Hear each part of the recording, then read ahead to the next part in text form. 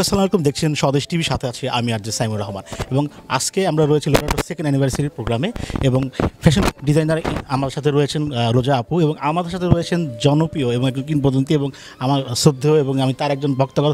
ছোটোবেলা থেকেই আমরা তাকে দেখেছি। ম্যাডাম আমাদের সাথে আছে এবং আজকের এই প্রোগ্রামের মধ্যমণি আমাদের সবার প্রিয় সম্ভব। ম্যাম আসসালামু আলাইকুম, কেমন? ওয়ালাইকুম আসসালাম, ভালো আছি। এখানে এসে খুব ভালো লাগছে। রোজাদের নিমন্ত্রণে এসেছি। 1 বছর হলো ওদের সাথে আমার পরিচয় হয়েছে এবং ওদের কর্ম উদ্যম দেখে আমি ভীষণ খুশি হই। ওই জন্য এই তো আমার প্রেজেন্স যদি কোনোভাবে ওদেরকে আনন্দ দিতে পারে, সেই কারণেই আসা। অবশ্যই আপনি এখানে এসেছেন, আমরা খুব আনন্দিত। এবং আমাদের ফ্যাশন ডিজাইনার, উনি একজন ইন্টারন্যাশনাল ফ্যাশন ডিজাইনার। উনি বাংলাদেশকে বহির্বিশ্বে উপস্থাপন করছে এবং বাংলাদেশকে আরও নাম উজ্জ্বল করবে। তো আজকে আপনি এখানে এসেছেন, আমাদের রোজা আপু এবং তার ফ্যাশন হাউসের কিছু বলবেন। রোজার কাজটির বৈশিষ্ট্যই হচ্ছে যে এটি আসলে ইন্টারন্যাশনাল প্ল্যাটফর্মের কাজ। কারণ আমাদের দেশে গাউন এখনও যদিও পড়তে শুরু করেছে, কিন্তু সেভাবে মানে সর্বত্র সারাক্ষণের একটি পোশাকে পরিণত হয়নি।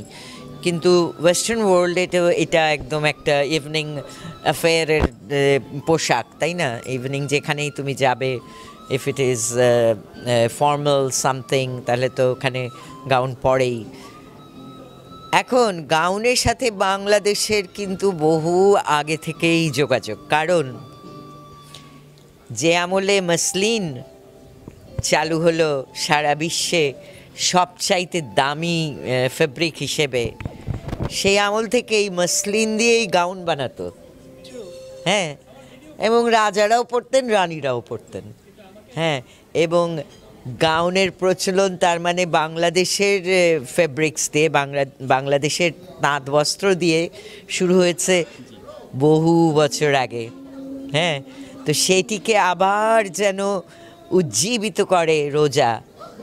ও বাংলাদেশের সিল্ক, বাংলাদেশের জামদানি, এমনকি বাংলাদেশের গামছার ব্যবহারেও, হ্যাঁ, তাঁত শিল্পের যে নানান ধরন, সব কিছুকে ব্যবহার করে ও যেন একটা মজার প্রেজেন্টেশন করে বাংলাদেশের হয়ে। আমি এই আশা নিয়ে বসে আছি, চেয়ে আছি রোজার দিকে। অনেক ধন্যবাদ আপু।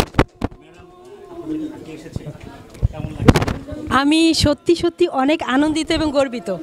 আপনার মতো একজন এত বড় একজন মানুষ, আমি ছোটোবেলা থেকে আপনার আমি নাটক দেখি এবং গানেরও অনেক ফ্যান। থ্যাংক ইউ আপা, থ্যাংক ইউ সো মাচ। আমার এই প্রোগ্রামে এসে আপনি আমাকে একদম ধন্য করেছেন। Thank you so much. আমিও শিখছি রে, আমি কন্টিনিউয়াসলি শিখছি। কারণ ওর কাজের জায়গাটা আমার তো ধারণাই ছিল না। If I had not met them, আমি জানতামই না যে রোজা নামে একটি মেয়ে এত মজার কাজ করছে পৃথিবীতে, তাই না? এবং ওর পৃথিবীতে চলার পথটা যেন মসৃণ হয়। সবসময় মসৃণ হয় না মানুষের জীবন, তার মাঝেও ও যেন সৌন্দর্যটা খুঁজে পায়। ও যে কাজটি বেছে নিয়েছে সেটিতে যেন পুরো ওর মনের মাধুরী মিশিয়ে কাজ করতে পারে, এই কামনা করছি। এবং লোরাটোর 2তম জন্মদিন আজকে, আমার অনেক অনেক শুভেচ্ছা, অনেক অনেক আশীর্বাদ। স্বদেশ টিভি যারা দর্শক আছে এবং আপনার যারা অডিয়েন্স আছে, ভক্ত আছে, তাদের জন্য কিছু বলুন। আমি একটা জিনিস বারবার বলি যে আমরা যেন আমাদের দেশীয় তাঁতকে অবজ্ঞা না করি, শ্রদ্ধার সাথে গ্রহণ করি এবং দেশীয় তাঁতের বানানো জামা কাপড়ের দিকে বিশেষ মনোনিবেশ করি। বাইরেরগুলো পরবো না কেন, পরবো, কিন্তু প্রাধান্য পায় যেন আমাদের দেশীয় তাঁত। তাহলে দেশের তাঁতিরা বাঁচবেন এবং আমাদের ঐতিহ্য বাঁচবে। অনেক ধন্যবাদ। ধন্যবাদ।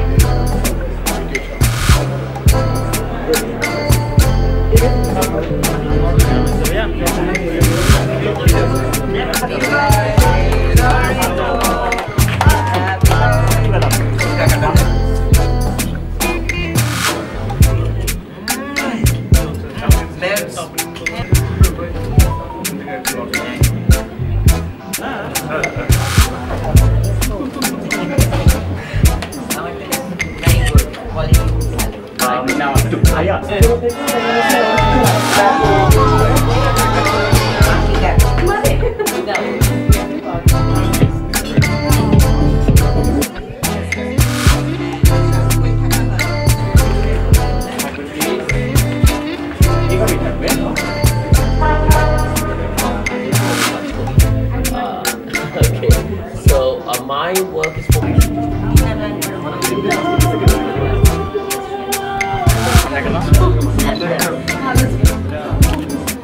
ওকে সবাই হইলে থাকবো, হ্যাঁ বলে পাইছেন, সবাই পাইছেন।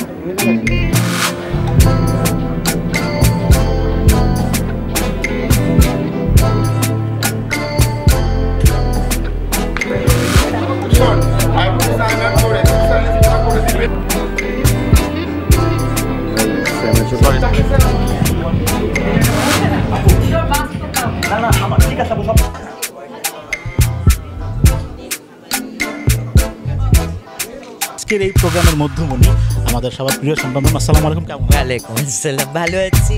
এখানে এসে খুব ভালো লাগছে। বলার কিছু নাই, কারণ অনেক বলেছি। আর রোজার প্রথম অ্যানিভার্সারি এবং প্রথম শুরু ইন্টারন্যাশনাল ফ্যাশন ডিজাইনার রোজার আজকে এই প্রতিষ্ঠানে অনেকে আমন্ত্রিত হয়েছে। ঠিক সেই মুহূর্তে আমার সাথে রয়েছে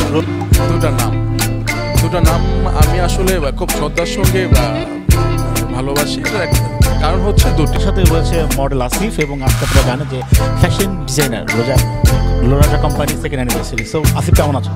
হ্যাঁ, আমি খুব ভালো আছি। আপনি কেমন আছেন?